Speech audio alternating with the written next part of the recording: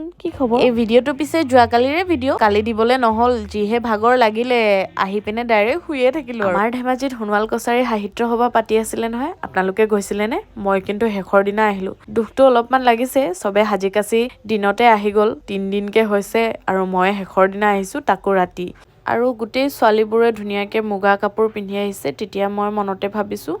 ময়ো পিন্ধি হলে ভাল আছিলে বাৰু একো নাই যি হল আৰু নেক্সট টাইম বেটাৰ লাক নহয় জানো আৰু এইফালে চাওক ৰহি চাইমত আৰু লগতে একদম গৰম গৰম গাহৰি মাংস খৰিকাত দিয়া জেলেপি দোকান কি কম আৰু বাৰু এই বাইদেউজনী পিছে ডিব্ৰুগড়ৰ পৰা আহিছে তেখেতৰ লগত অলপমান কথা পাতিলো আৰু তেখেতৰ দোকানতে লৈ ললো গাহৰি মাংস ইমান টেষ্টি লাগিলে নহয় মানে গাহৰি মাংস খৰিকাত দিয়া খাই মই এনেও ভাল পাওঁ আৰু এইফালে লৈ লৈছো অলপমান ৰহি যিহেতু দুদিন নাহিলো আজি ভাবিছো পুৰা খাম ৰহিখিনি পিছে ঠিক ঠাকে আছিলে আৰু মই খাই ললো চিকেন লেগ পিচ আৰু তেতিয়াই এনাউন্স কৰিয়ে দিলে নহয়